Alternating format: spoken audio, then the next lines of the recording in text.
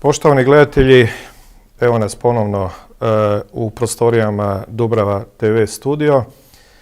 Nastavljamo priču o našim junacima, herojima iz Dubrave. Ono što smo rekli, svaki član veterana, odnosno branitelj, ima svoju priču, pa tako i današnji naš gost, gospodin Franjo Maretić. Gospodine Franjo, dobrodošli u našu emisiju. Pa nam kažite, prvo nam se predstavite, kažite nešto o sebi. Hvala lijepo, ja sam Franjo Maretić, 49. godište.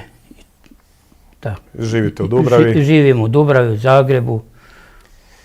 Idemo one prve vaše dane, idemo u vašu povijest što se tiče Domovinskog rata. Kako je izgledao taj trenutak kad ste vi dobili informaciju, kad ste došli u tu situaciju da morate pristupiti ili da želite pristupiti 145. brigadi? Pa kad sam dobio 6.10. sam dobio poziv, došao mi čovjek i donesao mi poziv i rekao da se trebam javiti u štab teritorijalne obrane. I ja sam se istog časa, gradili smo kuću, bio sam na krovu, sišao sam sa krova dolje i rekao suprugi da sam dobio poziv i da pristajem da idem dragovoljno. I otišao sam i tu smo se našli u školi u Retkovcu. I tu smo se sakupljali. Kada smo se svi skupili, cijela brigada i formirali, i onda smo krenuli sa autobusima prema Banovini. Međutim, kad su zglobni autobusi došli na ovaj most, na zaobilaznicu gore, vojska je stala i mi nismo mogli dalje, nego su nas vratili svu vojsku sa autobusima u Rikverc smo se vratili i zaobilaznim putem išli smo prema Gorici, preko Gorice za Turopolje. I tamo smo u Turopolju završili smještaj. Nastavit ćemo s Turopoljem, s tim ratištem. Kako je vaša obitelj, kako je vaša gospođa supruga reagirala u tom trenutku kad ste vi skidali s krova, kad ste dobili tu informaciju da se morate javiti u 145. brigadu? Pa jako je teško to primila, počela je jako plakati. Sin mi je bio mlađi 8 godina, stariji 18 godina. Majka se došla odmah tamo, plakali su svi. Ništa, ja sam rekao, nemojte se sekirati. Nadamo se da će biti sve u redu, da ću se vratiti brzo. Vi ste u biti njih smirivali u toj situaciji, vi ste bili najčvršći i najjači u toj situaciji. Ja sam bio najčvršći i smirivao sam ih. Premda nije mi bilo lako, teško mi je bilo to smirivati, ali sam bio kao da ja sam znao da ja moram ići domovinu Hrvatsku braniti. I gledajte, razmišljao sam i o obitelji i razmišljao sam i o domovini. Tako da mi nije bilo teška odluka da krenem i da idem.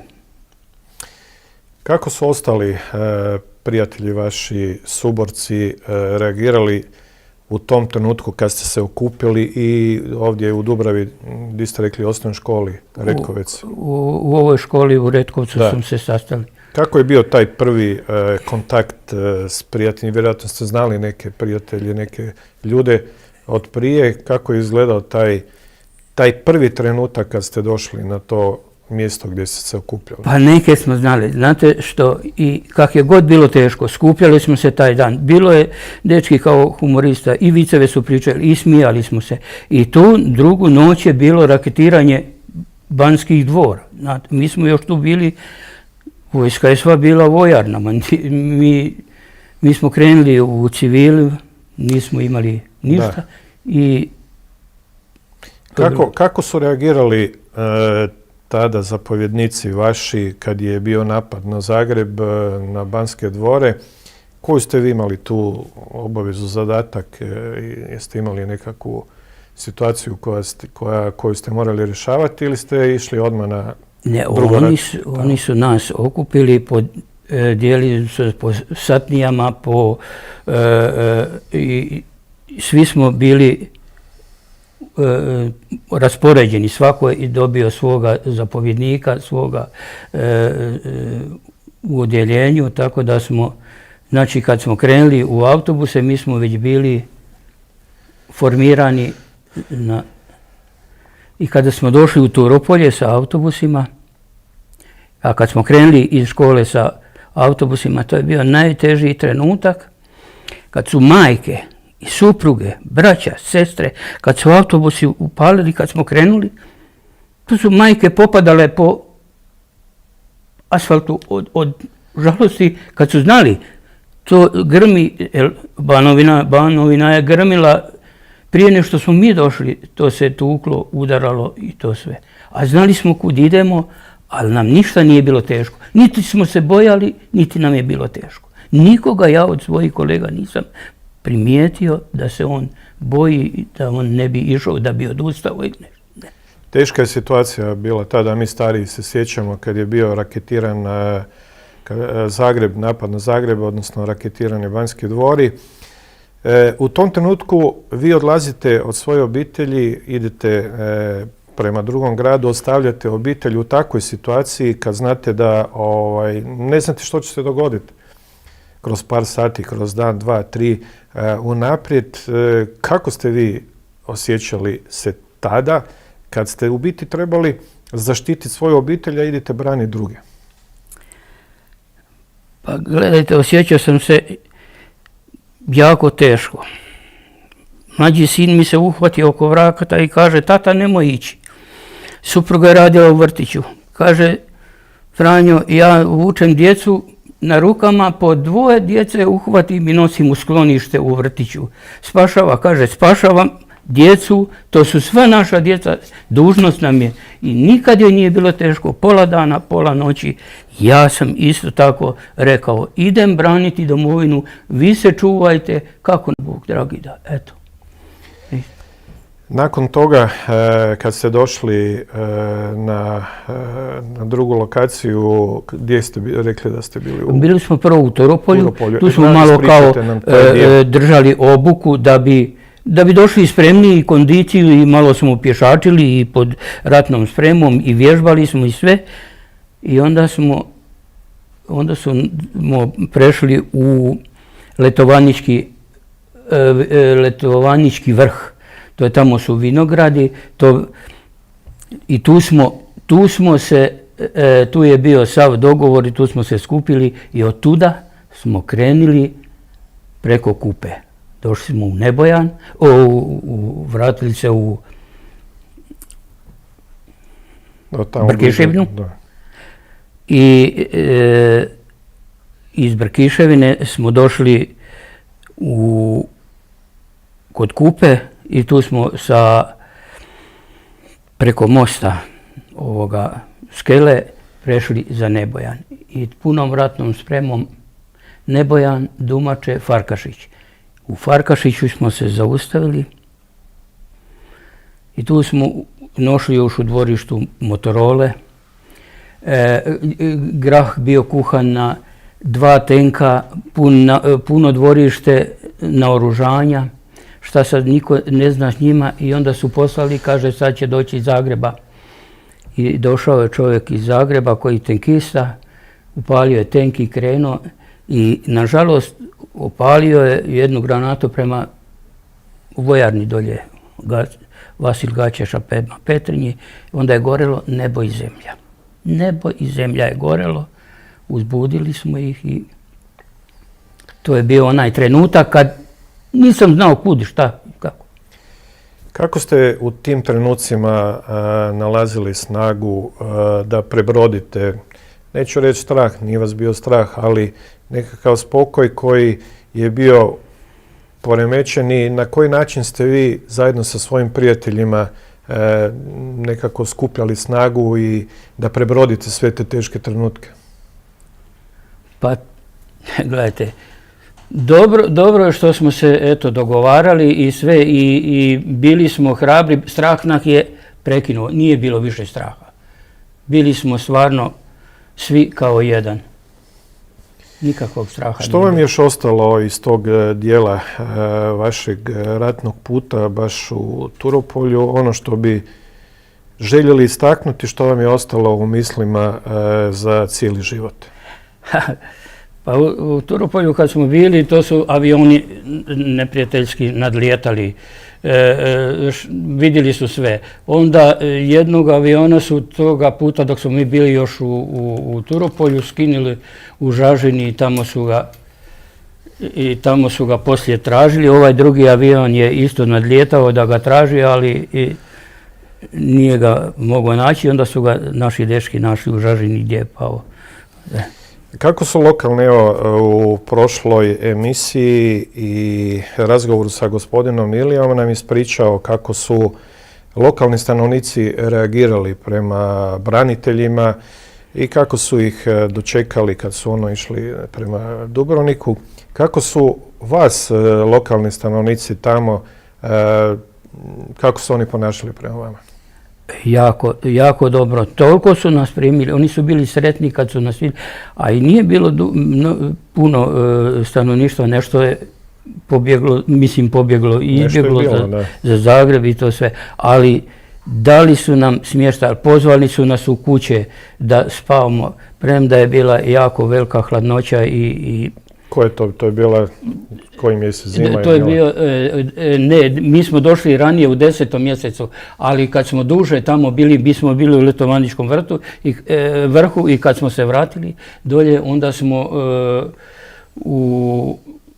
kod Nebojana, kako zaboravim. Dobro, mjesto blizu. Da. Gdje smo se uvijek sastajali i tu smo prelazili Kupu. Dobro. Idemo mi dalje. Što dalje slijedi vašem ratnom putu? Što je dalje? Pa to ratni put kad smo prešli u Nebojan i kažem kad smo došli do Farkašića i tamo kad su počeli pucati po nama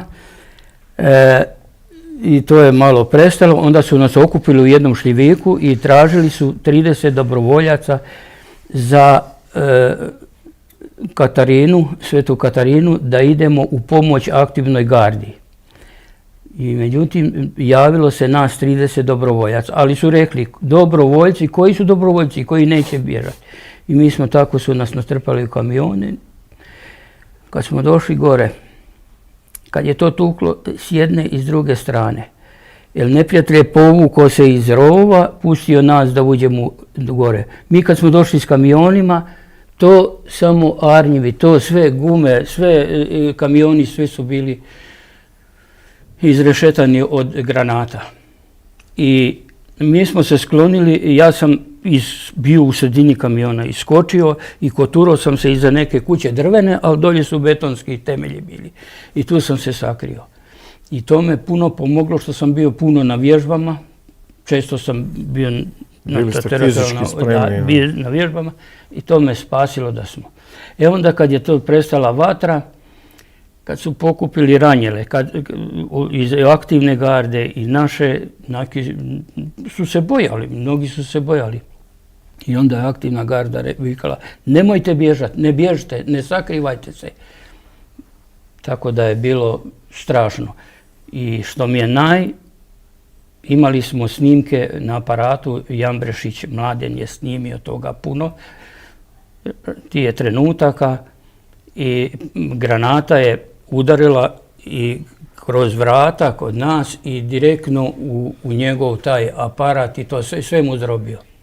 Imao je šećera unutra, imali smo ovako što nam nešto trebalo i kako je udarilo, to se sve rasulo po aparatu i sve razbilo. Tako da smo ostali bez puno pravih snimaka. Da, šteta što se to nije sačuvalo, da to ostane zapisano kroz taj medij. Kako ste vi održavali kontakt sa svojom obitelji u tim trenucima? Jeste imali kontakte s njima? Gledajte, mjesec i po dana nisam se čuo s nikim. I onda kad sam se čuo iz automobila, došao je jedan čovjek i dao nam je da možemo svako malo razgovarati sa svojim. Nakon mjesec i po dana... Nakon mjesec i pol dana prvi put ste se čuli sa svojima. I kaže meni supruga, kaže otišao ti je i brat 9. 10. brat mi je otišao, on je bio zapovjednik bestrzajnih topova, on je bio na Šestan brdu gore. I kad je 102. brigada se topila, onda smo mi smo bili u rovovima, a nismo ništa znali šta se događa. Samo smo vidjeli amfibije da prelaze, tenkovi prelaze, 4 tenka, izašli su preko 1 kilometara.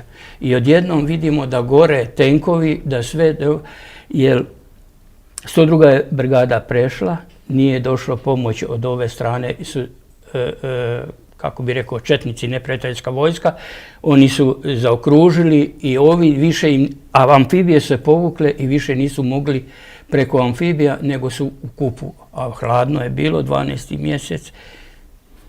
Neki su se potopili, neke smo spasili, zamrzno se sve na njima dok smo to s njih rastrgali, vozili okolo za Sisak.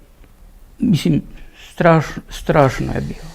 Da. Ja se ne mogu, znate, ja sam 77 godina, već sam malo to i pozaboravio, ali sjećam se jako teških trenutaka i moji dečaka kad smo bili na stražama i sve, nigdje nikoga nema, to sve iselilo.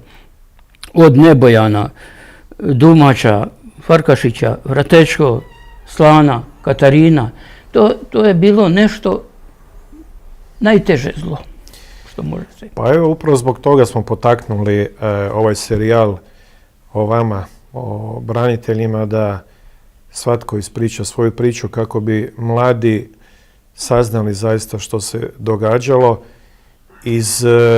i od vas da točno u originalu kažete ono što se događa, jer zaista impresivne priče su vaše. Svakog od vas, svaki od vas ima svoju posebnu priču i definitivno ovo što govorite, drago nam je da ste došli u našu emisiju, da zapišemo i da se to arhivira i da imamo taj zapis. Gdje je završilo vaše ratište, odnosno u Domovinskom ratu, gdje ste zadnje bili i gdje je to sve završilo što se tiče Domovinskog rata? Ja sam, kad sam došao u Zagreb na odmor 2 dana, onda sam se našao sa mojim rukovoditeljem u Zetu. I rekao je, Franjo, molim te, ako možeš ikako, ali potrebni su nam takvi ljudi, da dođeš, trebamo dispečara, trebamo u centru za promet. I kaže, ako možeš, kaže, nemoj u silu, ako možeš da se demobiliziraš, da dođeš. I ja sam napravio zahtjev, mene se demobilizira, pustili su me kući, bio sam par dana. Ja čak nisam imao sam pravo 10 dana kao odmor kad sam iz rata došao, ja sam odmah stupio na posao i radio. I radio sam 45 godina u Zetu, eto. Ništa, ali radio sam posao, nisam razmišljao o nikim privilegijama ni ništa.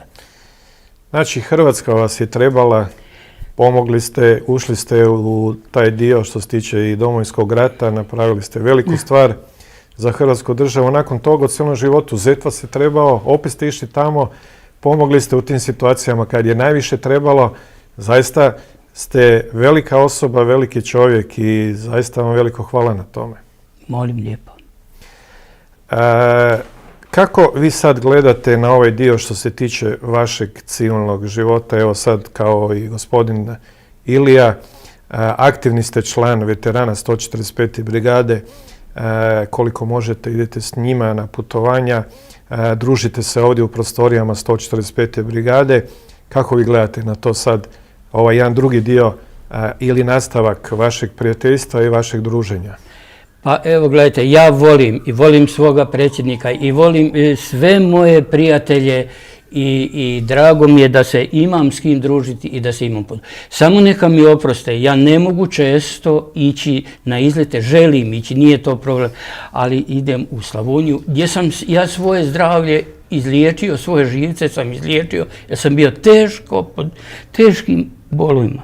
Ja sam završio čak da ne govorim i skoro i u Vrapču i svašta je bilo. Kad sam sina molio da me vodi, put god zna da gotovo više.